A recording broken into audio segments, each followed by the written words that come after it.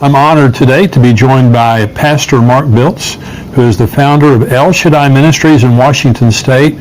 He is a well-known and popular commentator on the Feast of the Lord. He is also well known for his discovery of the blood moon tetrads that shook the church community and changed our understanding of end-time prophecy. Mark has authored several best-selling books, including the one we're going to be talking today, which is Blood Moons, Decoding the Imminent Heavenly Signs. And Pastor, thank you for joining me here today. Well, thank you so much. I love being on your program with you. Well, we did a great show last week, and we were talking about the Antichrist, Decoding the Antichrist, one of your books, one of your excellent books. Now, you, as far as anyone that I've ever talked to, you're responsible for discovering the blood moon tetrads. And, you know, the book of Joel talks about blood moons. Jesus said there'd be signs in the sun, moon, and stars and all of that. But your book here, Blood Moons, Decoding the Imminent Heavenly Signs, how on earth did you find out about the blood moon tetrads? It was a miracle. It really was. I love astronomy, and so I was looking at the eclipses, and I had been praying, and it hit me about 4 in the morning when I was in my prayer closet. I used to love to get up and pray around 4 and 5 in the morning, and I've been doing it for a long time. And I also teach on the Feast of the Lord. And so all of a sudden it hit me, I need to go to NASA's website to look at when these eclipses are occurring on the biblical calendar.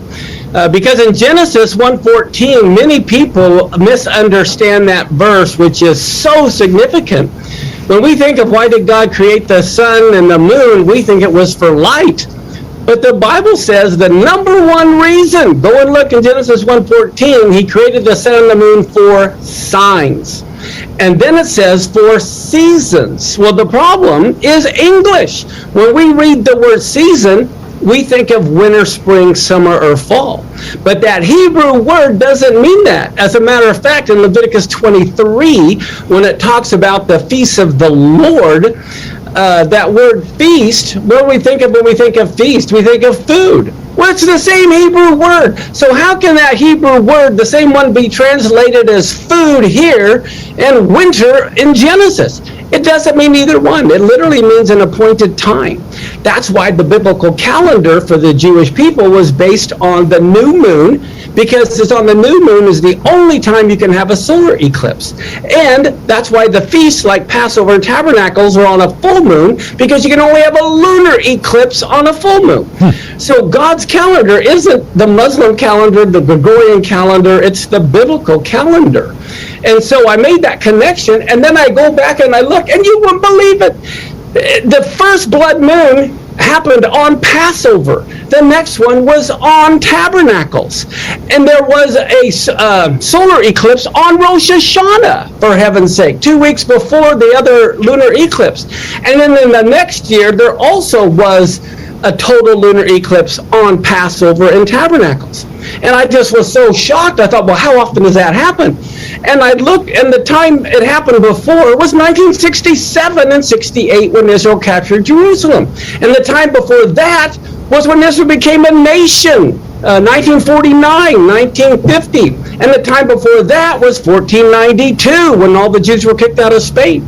And so I just was blown away, and I knew that it had to mean something, and I would never claim that I knew what it meant, but I knew it had great biblical significance. Oh my gosh. I mean, it's just, when I first read your book and began to understand the blood moons, you know, when you read Joel and it says the moon will be turned to blood, the sun will give its light, it's like, you know, the sky's going to fall, you know, I mean, but that's not what it's saying. No. It was saying that there will be signs, like Jesus said, in the sun, moon, and stars. And so the blood moon tetrads makes perfect sense, because that's what God does.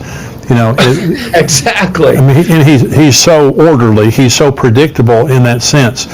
So I want you to talk about the seasons, because you were talking about the feast.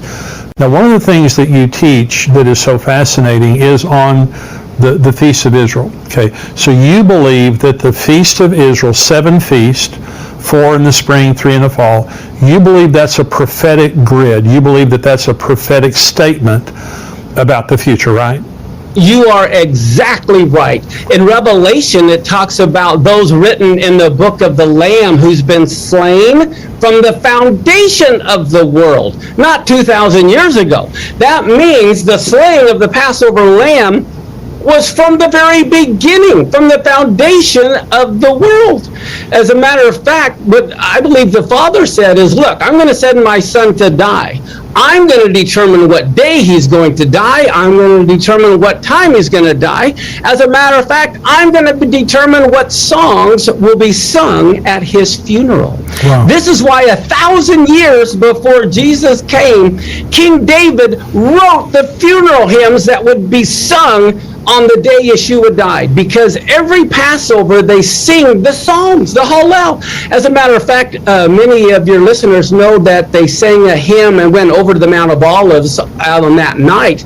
I can tell you the words to the song they sang, because they sang Psalm 118 as the last hymn at every Passover Seder. So the very words that they sang before it was betrayed and crucified has the verse, this is the stone the builders have rejected, it's become the headstone of the corner. Oh my gosh. So you have Passover. Oh, yeah. And then you have unleavened bread. Right. Okay. Which was the burial. Right. And then you have first fruits. Exactly, the resurrection. All of those have been fulfilled. On the day. On the day. On the very day. And then you have the Pentecost, which happens 50 days. Oh. Yeah. So yeah, that's the Jewish. And so now those have been fulfilled, but now we have 3 that haven't been fulfilled. And so talk about the blood moons, talk about the significance of the next feast, because we were talking about the last program. This next Rosh Hashanah, the Feast of Trumpets, could be very significant. Talk about that. Oh, very significant. Now, if your listeners believe the Lord is the same yesterday, today, and forever, not just in their head, but in their heart, they know he's the same yesterday, today, and forever. If he fulfilled the spring feast to the day of his first coming, he'll fulfill the fall feast to the day of his second coming, which is why we need to know when they occur on our calendar. And just like you can't have Pentecost until he rose from the dead, he's not going to rise from the dead until he's buried, and they're not going to bury him until he died. They're going to be fulfilled in order. So the next feast to be fulfilled is the Feast of Trumpets. Well, do we hear anything about trumpets in Revelation? Of course we do. Mm-hmm. And so the next feast, Yom Kippur, is Israel's National Day of Atonement, the very day when their blinders will be removed. They'll realize Yeshua is the Messiah. And then the next feast is the Feast of Tabernacles, where God tabernacles among men for the 1,000-year reign. Now, the Feast of Trumpets, which is the very next one to be fulfilled, okay, it's also known as Yom Teruah, or the Day of the Awakening Blast. That's right. There's all kinds of scriptures that prove the resurrection of the dead, the rapture, if you want to call it that, will happen on Rosh Hashanah. I mean, some year, we don't know the year. Some year, I don't set dates, I don't know what year. I have no idea, but I know what will happen on Rosh Hashanah some year. Well, I totally agree with that. And see, and the thing is, for years I heard that Jesus could come at any time. Well, he couldn't die at any time. Exactly. See, exactly. He had to die on Passover. Right. And so to say that the rapture could happen any year. Yes, you go. And because it's a 2-day feast, it could happen any of the days. You know. Well, not only that, it's 2 different days every day in the world. Yeah. We have 24 time zones. How can anyone know the day or the hour when there's, at any one time, there's 24 different hours? Well, that's what Jesus said in Luke 17. In that day, there'll be 2 men, or in that night, 2 men be one bed, 2 people in one bed, one taking one left. In that day, there'll be 2 men standing in the field, because it'll be night some places and day some places. Exactly. So and it's going to happen around September. That's the English here. But around September of the year, there's going to be the Feast of Trumpets, and there's going to be the rapture, the resurrection of the dead. Now and there are also other names that you talk about when you talk about Yom Teruah, the awakening blast, all this stuff. But also it's the wedding day of the Messiah. Yes, it's also the coronation of the Messiah. It's the day he's going to be crowned King of Kings and Lord of Lords. And in Leviticus 23, these feasts were called convocations, which in Hebrew is mikra, which literally means a dress rehearsal. So I ask people, do you want to be at the wedding of the Lamb? And they go, yes. I say, then why don't you want to be at the dress rehearsal? That's where we learn our part. Yeah. That's amazing. So let me go back to 2014 and 15 because we're talking about the blood moons. Sure. This is just such a significant point in time in human history that we're looking at. And what I say to people, Pastor, is, every generation has had a sign or signs. Hitler was there, earthquakes, wars, but we're the only generation that has all the signs. Exactly. We have especially Israel, but we have a convergence of all the signs. So going back to Christopher Columbus, who was a Jew, and many people don't know that, but here's the way I've seen the blood moons, because there's 1492, 1493, 1949, 1950, 1967, 1968, and then 2014 and 15. So we understand the first three. But here's the way that I look at it. The 1492 and 1493 was the beginning of God bringing his holy people together. This is the first time since the AD 70 that we see the first beginnings of a gathering there. 1949, 1950 is the Holy Land. The Jews get back the Holy Land. 1967, 1968 is the Holy City of Jerusalem. 2014, 2015 that's the one, to me, is the Holy Temple. There has been, since in the last 3 months, there's been 11,000 Jews ascend the Temple Mount to pray, the most since 2,000 years ago. Okay, and so we're seeing a great activity in Jerusalem, the Temple Institute, the Temple Mount Faithful, different people. So what do you think about the feast of 2014 and 15? What do they mean? Is it significant for the temple? Does it have any other significance?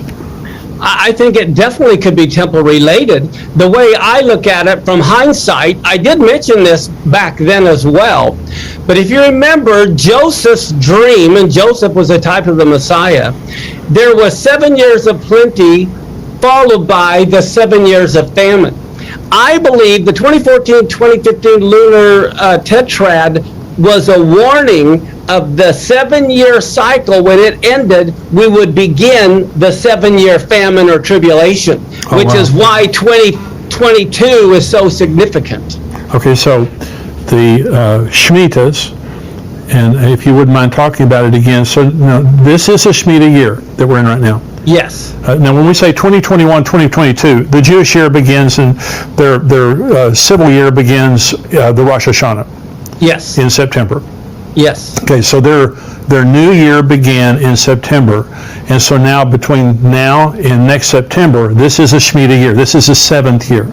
Yes. And you believe now, again, that the tribulation has to begin at the beginning of the Shemitah cycle, which is next September. Exactly. And I have a chart here. One of the things that I want to mention is how significant the first year of a Shemitah cycle is, and which will begin October of next year, right after Rosh Hashanah, because we're in the 7th year. But did you know both temples, Nebuchadnezzar destroyed the temple and Rome destroyed the temple, both in the first year of a Shemitah cycle. Wow. So both temples were destroyed then. The 1967 Six-Day War happened in the first year of a Shemitah cycle. The Yom Kippur War happened in the first year of a Shemitah cycle. Israel took out the Iraq nuclear reactor in the first year of a Shemitah cycle. The first Intifada was in the first year of a Shemitah cycle. The Israel-Jordan peace treaty was the first year of a Shemitah cycle. That's when the quartet began that wanted to divide the land, and I believe they represent the 4 horns in Zechariah that keep the land divided. And then the Gaza war and, of course, the stock market crash also happened the first year of a Shemitah cycle. And then we have the 2014-2015 blood moons, which was the end of a Shemitah cycle going into the beginning of a Shemitah cycle. And one other point I want to make, You can only blow the shofar on the year of in the year of Jubilee. Now you got to remember, there's 49 years or 7 cycles. The year of Jubilee is always the first year of the next Shemitah cycle. Right. Well, 1973 Yom Kippur War, Yom Kippur is the day they blow the shofar announcing the year of Jubilee on Yom Kippur. And then we have the Yom Kippur War. Well, I believe that was probably a Jubilee year, which means next year also is a Jubilee year. Oh my gosh. So you believe if the tribulation does not begin next year, it has to wait till the next Shemitah cycle? Exactly. It has to begin because Daniel's Jewish. Sure. Okay, well, too often Christians see the 7-year time period, they know, but it's not any random year. It can't start today. It can't start, on any Rosh Hashanah. It has to begin the first year of a Shemitah cycle. So next year being the beginning of a Shemitah cycle and Jubilee. Exactly. I mean, that's huge. just huge. This is huge. Yeah. And so when you talk about the Shemitah year, you're going by the Jewish calendar. Of course. And Yes. the way we know it's a Shemitah year is the Hebrew years divisible by 7. It's really simple. Yeah. And I heard you say that one time, and it embarrassed me. It was so simple. I was like, why didn't I think of that? But so next year is a huge, huge year, and that's what you're saying. Yeah. I tell you what, all your listeners need to get ready. Well, I have a very special announcement, and that is I've been telling you for a while that we have a new book coming out that's called Where Are the Missing People? And it's a book that you leave behind for people who are left behind after the rapture. This is something that would tell them what just happened. It explains the rapture to them. It leads them to the Lord. It tells them how to be baptized, how to read the Word of God, how to navigate the end times, the things that are happening in the world during the tribulation, the things that are going to happen. It literally is just a survival guide for people who have been left behind and are living during the tribulation. I know you have family members and friends and just people maybe that you don't know, but they're going to be going through your stuff. If you're a Christian and you have been raptured, they're going to be in your home, they're going to be in your office, they're going to be in your car, and we want to give you the opportunity to have this book that you can have laying around that says, where are the missing people? That's where the number one question that's going to be on people's minds after the rapture is, where are the missing people? Where all those people go? So this is a book that you can prominently display, and it's an attractive book that you can prominently display in your home, in your office, in your bedroom, in your car, wherever you want to put it, to where people would be able to find it after the rapture and during the tribulation to lead them to the Lord and give them instruction on how to navigate those unbelievably difficult days. Now, if you're a subscriber to endtimes.com, we're going to give you a free ebook. Okay, you don't have to pay anything for it. We'll give you a free ebook, Where Are the Missing People? If you'd like a physical copy of the book, it's missingpeoplebook.com, and you can order a copy or copies there. If you're not a subscriber, you can go to missingpeoplebook.com. Get a copy, get 3, get 8, and lay them around your house, your apartment, wherever you want to put them, and just to make sure that you have those represented where people will be after the rapture. And so this is something we're very excited about because, honestly, it's just if we leave and don't leave a message behind for those people who are left behind, it's just, it's not right, because we know that there's going to be billions of people left behind after the rapture. So for every believer who is thinking about people who are left behind, this is a great opportunity. If you're a subscriber, free ebook, you can get the physical copies, missingpeoplebook.com. If you're not a subscriber, you can buy as many of the copies as you want, missingpeoplebook.com. But we're very excited. This book is just about to come out. You can pre-order it right now, missingpeoplebook.com. As soon as it comes out, we'll send you a copy, and it's just going to be coming out now just in a few weeks, so it's not going to be very long. So God bless you. Hope that you'll be able to get one of these books.